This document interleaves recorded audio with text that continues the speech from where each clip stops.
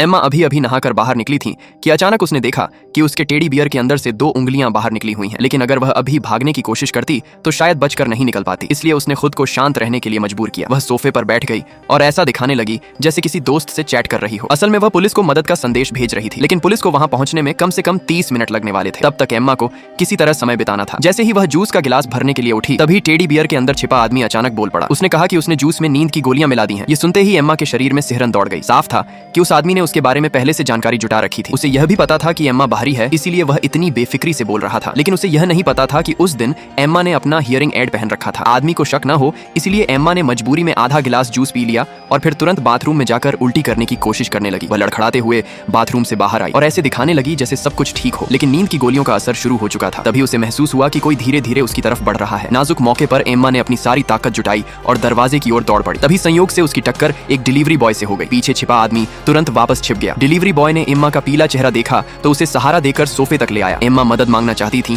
लेकिन उसके मुंह से आवाज ही नहीं निकल रही थी। इसके बाद डिलीवरी बॉय ने दरवाजा बंद किया और वहां से चला गया। उसके जाते ही वह आदमी फिर बाहर आ गया। खुद को जागते रखने के लिए एम्मा ने फर्श पर पड़ा एक यूटिलिटी नाइफ उठाया और दर्द के सहारे खुद को होश में रखने लगी। अब उस आदमी के पास इंतजार करने के अलावा कोई रास्ता नहीं था। मौका मिलते ही एम्मा अपने कमरे में भाग गई। उसने जल्दी से अपने घाव पर पट्टी बांधी और खिड़की खोलकर बाहर निकलने का रास्ता ढूंढने लगी। लेकिन तभी दरवाजे के बाहर जोर जोर से धमाके होने लगे। आदमी को शक हो गया था और वह पागलों की तरह दरवाजा तोड़ने लगा। एम्मा ने जल्दी से चादर को फाड़कर एक रस्सी बनाई ताकि खिड़की से भाग सके। अगले ही पल दरवाजे में एक बड़ा छेद हो गया। डर के मारे एम्मा का चेहरा सफेद पड़ गया। उसने जल्दी से रस्सी अपने शरीर से बांधी। जैसे ही वह खिड़की से बाहर निकलने वाली थी, अचानक किसी ने उसका टखना पकड़ लिया। तभी उसे पता चला कि उस आदमी का एक साथी भी था। एम्मा ने पूरी ताकत से संघर्ष किया और उस साथी को जोरदार लात मारकर दूर धकेल दिया। फिर वह खिड़की की मुंडेर पर चढ़ गई और धीरे धीरे पड़ोसी के फ्लैट की तरफ बढ़ने लगी। वह सफलतापूर्वक वहां पहुंच गई और तुरंत लिफ्ट की तरफ दौड़ी, लेकिन लुटेरे बहुत तेजी से उसके पीछे आ गए। बेबस होकर वह सीढ़ियों की तरफ भागी और दौड़ते दौड़ते सीधे अंडरग्राउंड पार्किंग तक पहुंच गई। जब उसकी सारी ताकत जवाब देने वाली थी, तभी उसने अपने बॉयफ्रेंड को उसे लेने आते हुए देखा। ये देखकर दोनों लुटेरों ने आखिरकार हार मान ली और वहां से भाग गए।